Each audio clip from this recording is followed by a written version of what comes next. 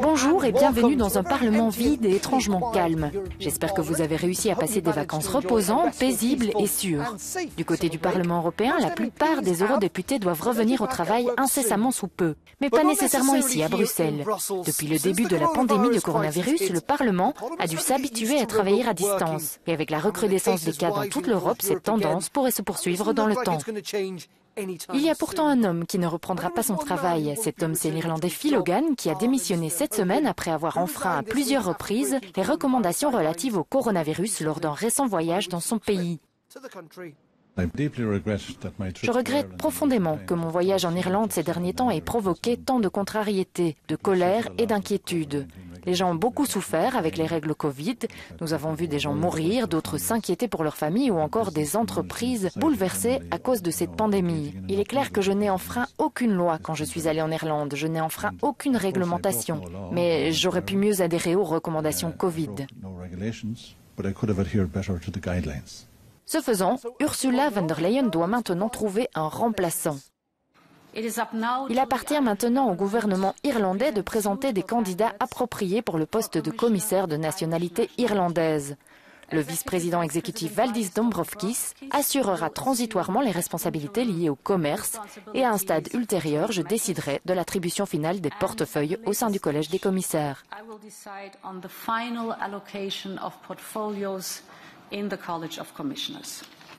Mais ce ne sera pas facile. Ce sera certainement un casse-tête pour von der Leyen et la nouvelle commission, car cela implique très probablement un remaniement du collège des commissaires. Il semble tout à fait improbable que l'Irlande puisse conserver son propre portefeuille. De ce fait, d'autres commissaires venant d'autres pays devront renoncer à leur portefeuille actuel et se tenir prêts à reprendre le commerce. Cette histoire n'est donc pas finie et nous occupera encore pendant les prochaines semaines. Mais il n'y a pas que les décideurs politiques qui sont dans une situation délicate pour ce qui concerne le respect des recommandations Corona. La royauté aussi. Le roi et la reine des Pays-Bas ont dû présenter des excuses publiques après avoir omis de respecter la distanciation sociale au moment d'être pris en photo avec un restaurateur pendant leurs vacances en Grèce. En parlant de controverse, le ministre hongrois des Affaires étrangères a rejeté des allégations de corruption et les appelle à ce qu'il démissionne suite à une photo le montrant sur le luxueux yacht d'un homme d'affaires. Homme d'affaires dont les entreprises ont régulièrement remporté des milliards de contrats gouvernementaux. Pour sa défense, le ministre invoque sa vie privée. Aussi, les eurodéputés se sont réunis en session d'urgence cette semaine pour discuter des manifestations en cours au Bélarus à la suite des élections du 9 août. Darren McCaffrey a écouté pour vous ce qu'ils avaient à dire. Il faut dire que de plus en plus de voix s'élèvent au sein et hors du Bélarus pour contester la 6e victoire électorale de Loukachenko. L'UE tente de déterminer ce qu'elle devrait et pourrait faire. Jusqu'à présent, Bruxelles n'a pas reconnu les résultats officiels et on parle beaucoup de nouvelles sanctions.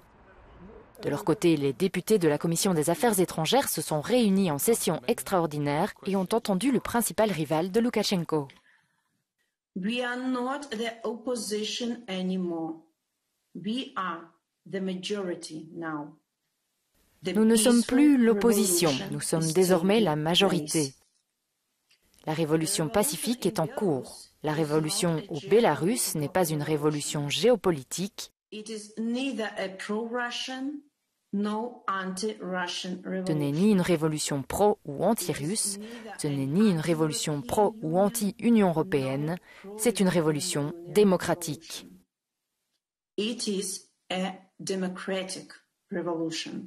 En tant que Parlement européen, nous soutenons la position du Conseil européen selon laquelle nous avons besoin de sanctions ciblées contre les personnes qui sont responsables d'une part de la fraude électorale et d'autre part de la brutalité policière et de la torture d'innocents.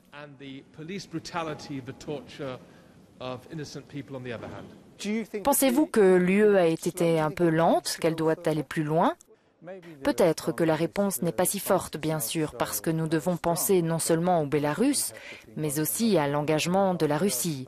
Et il n'y avait rien sur la Russie, mais peut-être qu'à l'avenir, nous répondrons à l'implication de la Russie à travers le cas de la Biélorussie.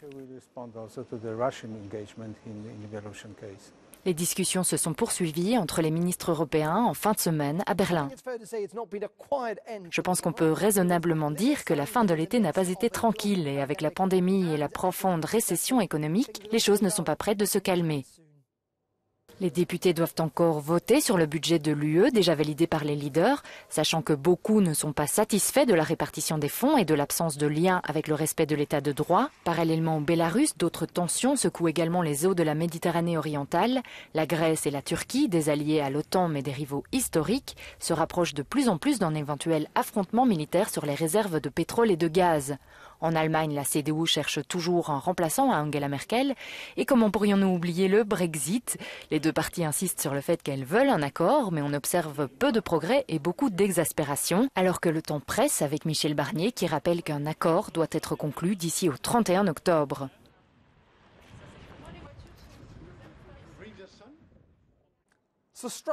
Alors attachez-vous bien car ce sera un automne chargé. Mais nous avons Noël devant nous pour nous réjouir. Après tout, il ne reste que 17 semaines et cette année, personne ne prend de risques.